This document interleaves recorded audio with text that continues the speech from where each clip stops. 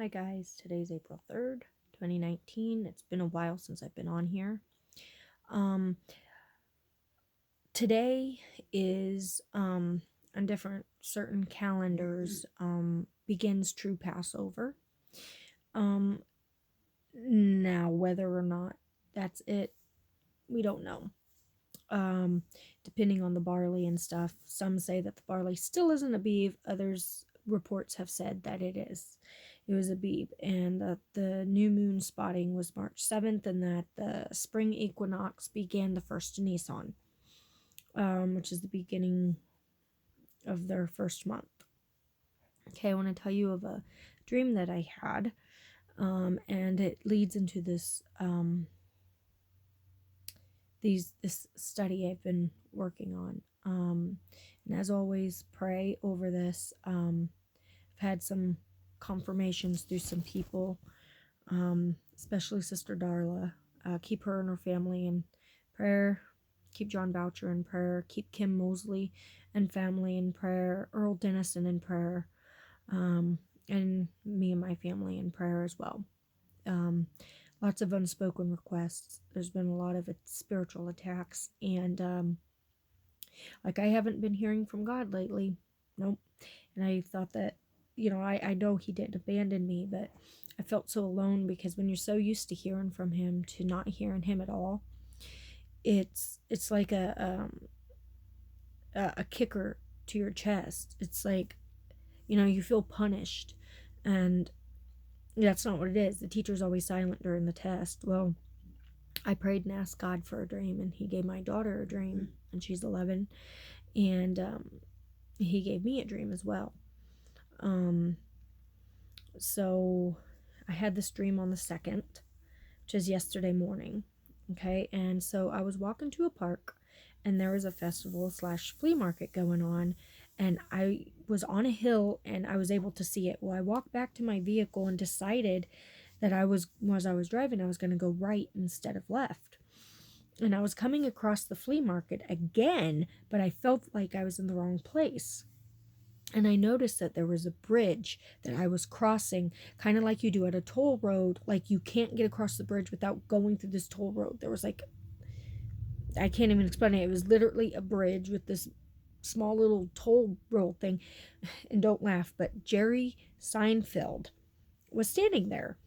And he said, "Ma'am, you're in the wrong place. The auction is to the left." So I turned around and I got to Road 43, and I realized I was in Battleground. And Battleground always comes back in my dreams because it's kind of a place where I grew up. And it was literally the battle, the Indians, and the Battle of Tecumseh and all that other stuff. But anyways, so I was somehow parked at this moment, and I got out and I started walking. Okay, and we all had backpacks on, which we know we were going somewhere. And I followed these people up the hill through tall grass. They looked like cattails, only the whole field was complete white. Okay, and I get to the top, and there was this brown wooden building that we actually have at our park. And I got to this room area, and I felt like it was a bedroom where I was going to stay. Okay, so I pulled out my black glasses case, mind you, a glasses case to fit glasses. And when I opened it, there was a snake in it. Okay, and this snake was beautiful. I mean, absolutely gorgeous. It was every color. Like, I had a picture of it on my phone, and I meant to print it out to show you, and then I forgot. But I mean, it was every color, and the snake was as big as my glasses case, right? And there was a ton of people that saw it, and I asked if I like snakes. I said, "Yeah, I'm not afraid of them," which in real life I'm not. So I closed the case and I went somewhere, and then there was a time that I reopened my case, and when I did, the eyeliner, that the where you put eyeshadow, I mean, like right up here, the pad, I rubbed it against the snake, and I rubbed it on my where my eyelids were, and they started burning really bad, and they turned this neon green scales on my eyes, and I tried wiping them off, but it wouldn't come off. It just kept stinging and stinging and stinging. And so then I ended up closing the glasses case, and I went outside, and it switched scenes to where somehow I was back in the building, and I opened my case again and I screamed. The beautiful snake was gone, but I saw it had babies. I screamed I lost my snake, but it had babies. There was a small one that was like the size of a worm that was identical to the first snake, okay? And then there was a white snake, even smaller. Um and I took the a napkin, and I smashed it. I killed it. Um and then um I after I smashed it, someone said I found it. Okay, and it was in this red tall, it looked like a what's it called? A toolbox, but it wasn't, and it was red, and it was really tall, and it opened like this, only it was a vending machine for books, and the snake was inside there. And I said, the snake, I said, it's in heat. um and it was about 4 to 6 feet long, and as it came out, it went straight towards me. Well, I moved to the right, and the snake went past me on the left, and then it switched scenes. Okay, and I proceeded to where I was in the same park. Okay, and I saw Jodie Sweden. If people don't know who she is, she's the sister that was DJ Tanner off of Full House. um Well, I tapped her on the left shoulder, and she turned around, and I had a picture of her on my phone. And I shook her hand and told her I was her biggest fan. And she invited me into her place, which was a camper. Okay, and a camper is a temporary place that which you stay in. Okay, and I sat down, and she started to make dinner. I can't remember what it was, but I was so excited. And all of a sudden, Martha Stewart was on my Facebook, but at the same sense, she was sitting next to me. And she said that, oh yeah, I know all about her. She has tons of baby pictures. I have tons of baby pictures of her, and she showed them, and she played them, and it looked like it was a movie from the time she was born to now. And I said, she played off Fuller House, and Jody shook her head, yes. And both my kids came in, and I told them that they had to pray before they ate. And I asked Jody if she had kids, and she said to her husband, Matthew, yes, we have two. And I explained to her how I lost, my first pregnancy, and then I miscarried and had kids and blah, blah, blah. And she said hers was 17 and 12, and I was shocked. And then I woke up. She didn't even look like that. All right. This dream has a lot of meaning to it. A lot. Okay, first and foremost, Jerry means ruling spear and bonehead move, okay, which I knew I was in the wrong place at the wrong time, right? And he was like, go back, because, I was in the wrong place. I was going down the wrong path, okay? And he was the ruler. I could not cross this bridge. It was his say so, okay? Seinfeld aired from the actual Jerry Seinfeld aired from July 5th, 1989 to May 14th, 1998, which is exactly 9 years. My son is 9 years old, and my daughter is 11, which is 9/11 Judgment. Now,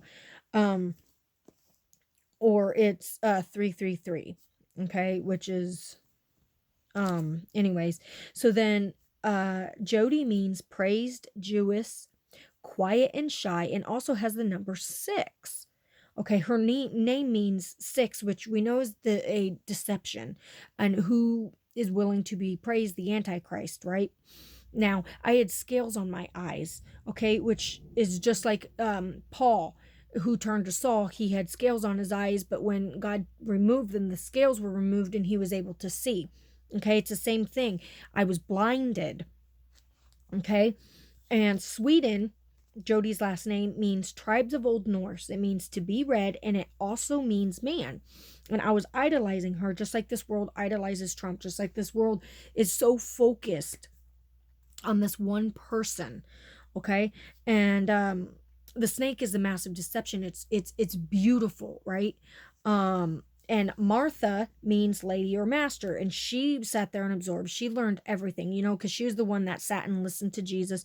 And she knew everything because she paid attention. And that's the same way. Now, the actual meaning, MARTHA, what it stands for: mobile autonomous robots for transportation and handling applications such as time, radio, heading, altitudes, missed approach, New World Order, 5G.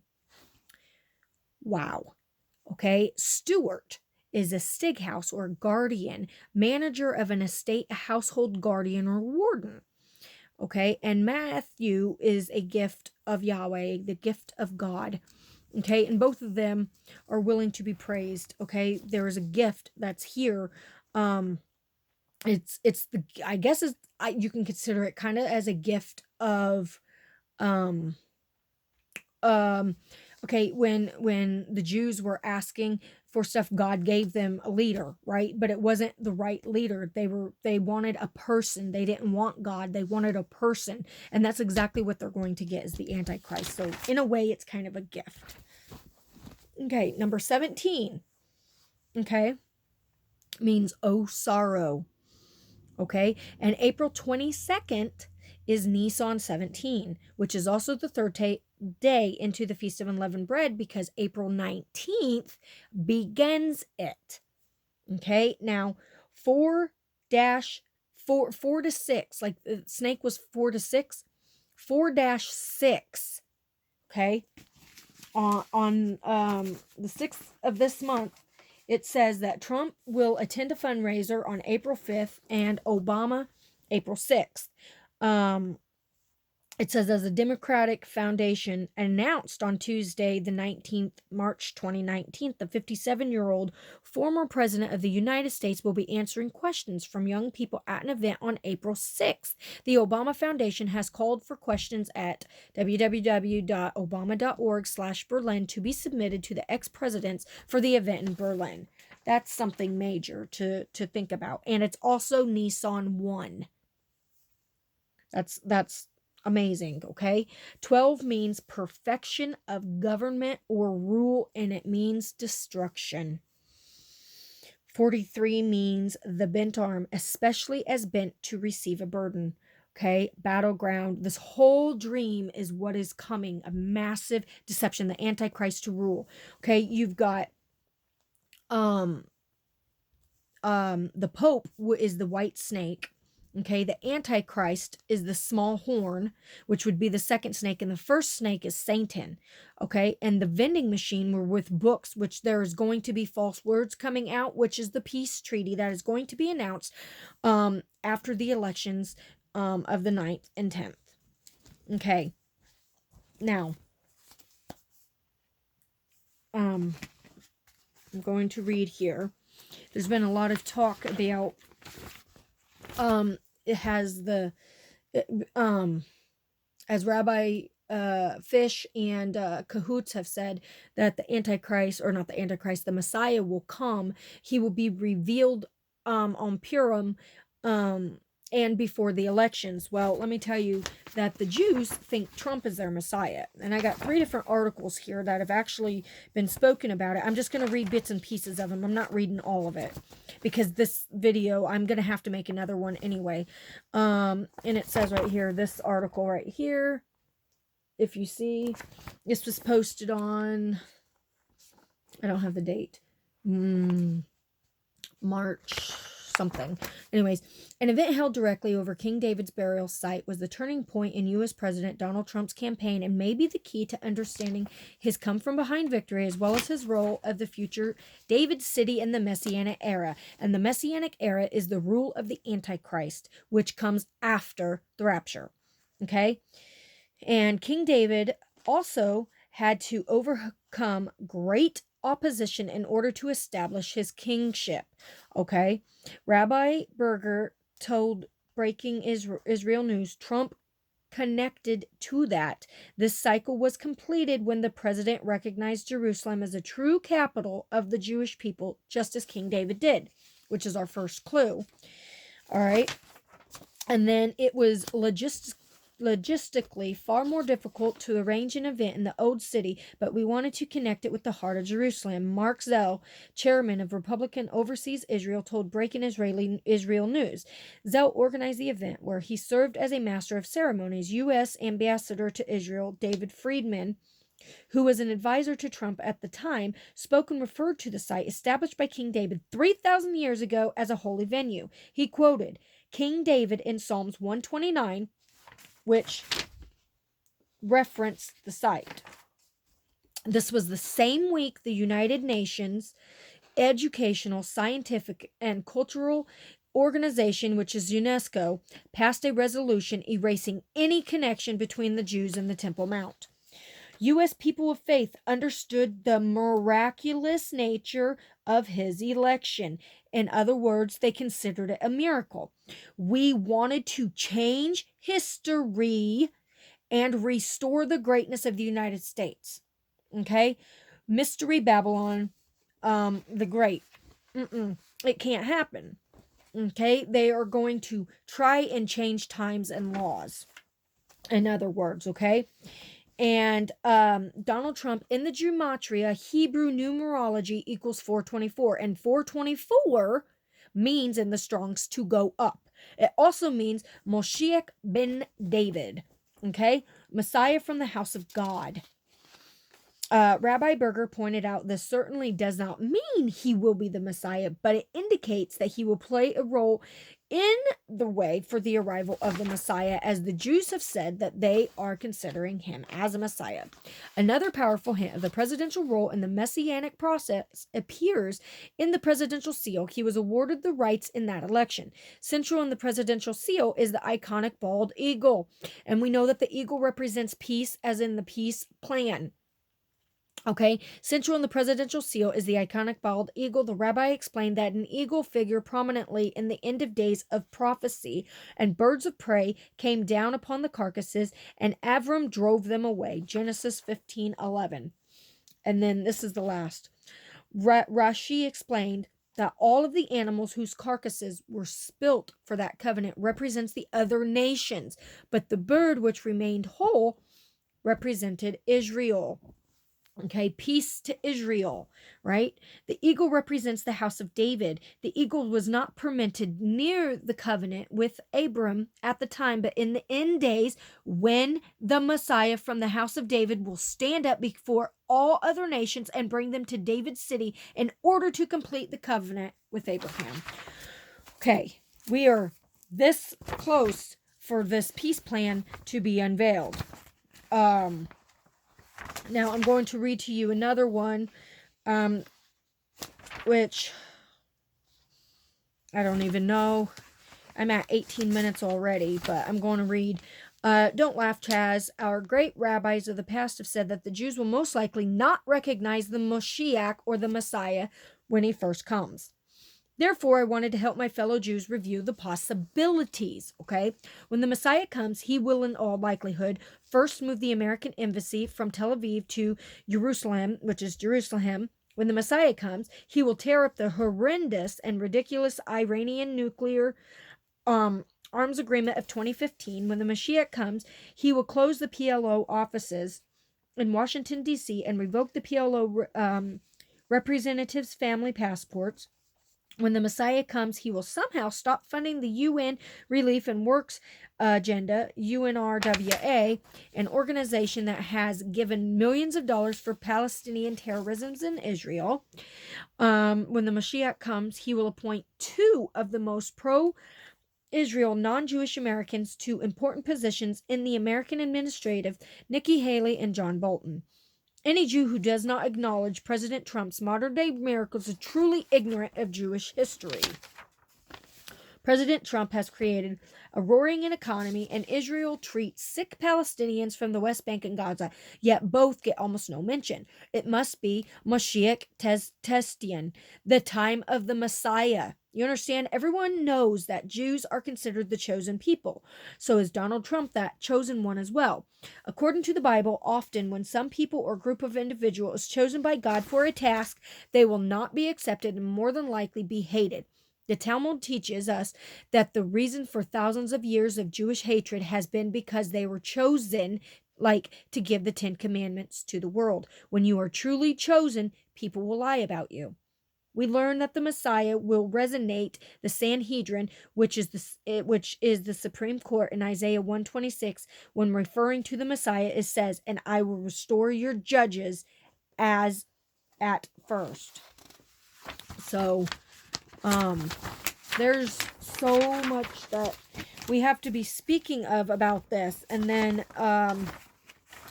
good gravy. I'm going to read you this. This year's Purim was marked by a super moon. Okay, and many people have been saying that that is Nisan 1. If that be the case, we are in the first day of Passover today. Okay? And it would end around what? The 19th, I'd say? No. How many days is it? 8, the 11th, 12th. Somewhere around there. Okay, this year's Purim is marked by a supermoon in the night sky, said to have massive window period for the Messiah to come. Message to the people of Israel: you have an Israeli prime minister who is willfully manipulating Israeli politics to create the impression that Trump is your Messiah and Netanyahu is doing things from the Mashiach to come. To the Americans, you also have Republican presidential willfully manipulating the environment to the same end. But the coming of the Mashiach is not up to these leaders at all. All this we are witnessing is AIPAC lobby and money keeping both nations delusional. Romania's president called on the Romanian prime minister to resign on Friday after she endorsed a secret deal to move the country's embassy in Israel to Jerusalem following Trump's move. I personally feel Romanian prime minister has clearly overstepped her powers on foreign policy and has not listened to the people of Romania. Trump has set dangerous precedent here with his Netanyahu Messiah hocus pocus, and the world must condemn. It's becoming a little too obvious that the banksters and AIPC lobbyists are behind all this. They've chosen Trump and promoted him to be the first Messiah of the Jewish people, not Messiah number 2. Trump moves the American embassy from Tel Aviv to Jerusalem. He ripped up the Iranian nuclear arms agreement of 2015. Trump closed the PLO offices in Washington, D.C., and revoked the PLO representative family passport. Trump stopped funding the UN Relief and Works Agency and organizations that have given $1 million to the Palestinians in order for them to survive. Trump, Trump, Trump, Trump, Trump. Everyone, Trump, Trump, Trump, Trump, Trump. My point. Okay? We are so close for this peace deal to be announced. Okay, and the last thing I want to say is this article. Thank you, Carly, for this. This was just printed off at 6 a.m. today on April 3rd. It says that Trump Kushner had a very easy life until he pursued the Middle East peace deal. Okay, I'm just going to skim through this because I can have all these links and stuff down in the description box. Jared Kushner had an uncomplicated life until he started pursuing Israeli-Palestinian peace. His father-in-law, U.S. President Donald Trump, said Monday. Jared had a very easy life. He was doing phenomenally in New York, and everything he touched has turned into gold. And then one day he said, I want to come down and I want to have peace in the Middle East, and I want to do criminal justice reforms, and I want to do all these great things, and his life became extremely complex. Wow. Why would that happen? Trump praised Kushner, who formerly serves his administrator as a senior advisor, for what he described as sacrificing his previously undemanding career.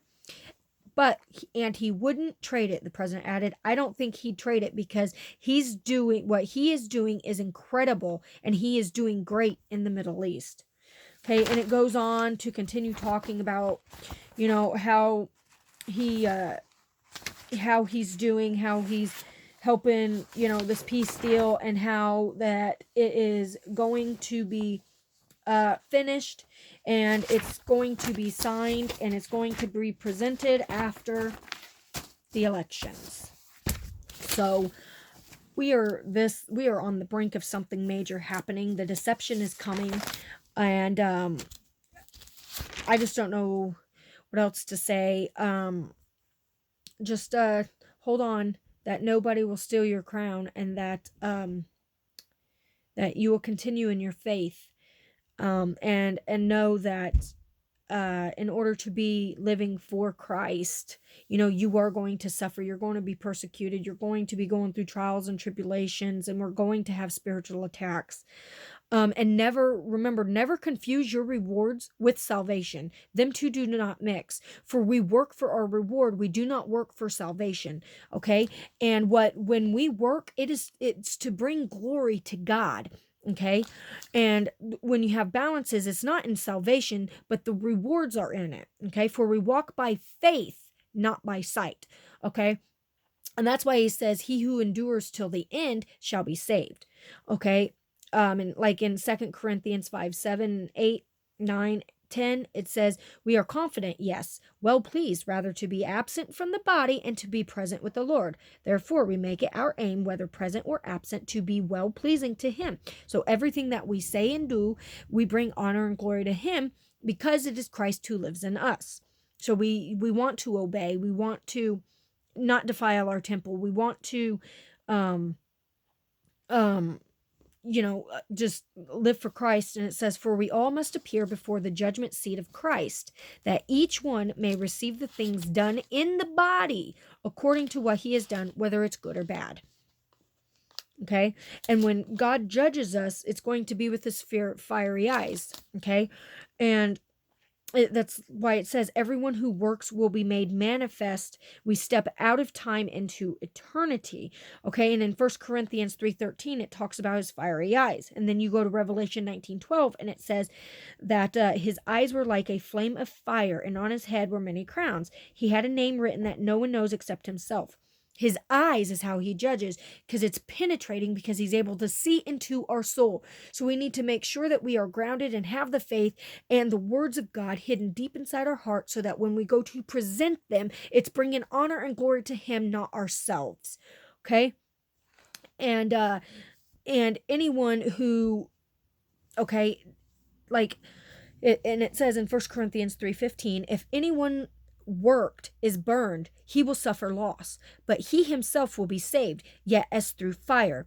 Our life is, about the rewards. The Bema seat is where you want to make it. You want to make it to the Bema seat, to your rewards. You don't want to have judgment, because when you give your life over to Christ and you are a born again believer, you no longer have to worry about being judged for your sins. It is simply what you do for the Lord, how it, and you want to work to get those rewards. It's not a salvation issue anymore. Because when you have the temple of God that lives inside you, you will want to be living for him. But there's a lot of people who have God inside them, but they are carnally minded. Okay. And we will receive the gift of the Holy Spirit at the time of salvation. And we all still have that little atom inside of us, which causes us to make those mistakes. Okay. And it's like this deception, Satan. It's like the three little pigs, who one built their house out of straw, the other out of sticks, and then the other out of brick. Okay. Your foundation is where you put your trust in. If you're putting your trust in the earth, Satan's going to come and blow it down. You're not going to have any reward. Okay. So you're going to have to go out and you got to build again. Satan comes by, blows it down. But yet when you build your life on Christ, he is that solid rock. He is that brick. So when Satan comes by, he is unable to get inside. Okay. And there's nothing that we can do to separate us from Christ when you are in Christ. Okay. When you have him living inside you in your temple, right? Because it is, and we know that, Psalms 94:11, the Lord knows the thought of man, that they are futile, which means vanity, which doesn't go up in smoke, which amounts to nothing. Okay. And when we defile our temple, okay, when we go out and sin, we are going to have judgment on our temple, which means that we're going to get illness, we're going to get sickness. If you're doing drugs and drinking, your body's going to feel it. You're going to go through those sufferings, okay, because God, it is our responsibility after we become saved to live in this temple and bring honor and glory to Christ. Okay. What you do with your body, you will be punished for. Okay. I'm not talking about tattoos. I'm not talking about piercings. I'm simply talking about what you do that is harmful, that is sinful, because you are going to have to be punished for your actions. Okay, you're going to suffer. Um, um, but your soul will still belong to Christ. Okay, you understand? So make sure you're building your foundation on Christ, because it is He who makes all things possible. It is He who gives us the understanding, knowledge, and wisdom of everything. Without Him, we are nothing. And without Him, you're going to be deceived. You're going to have the scales on your eyes, and you're going to look at Satan as he is beautiful, that he's going to make all these rewards and these things seem great, when in reality, he is the destroyer. He is the master of lies. Seek who now you serve. You cannot serve two masters. It's either God or it's Satan. It's either this world or it's heaven. So God bless you all, and have a good day.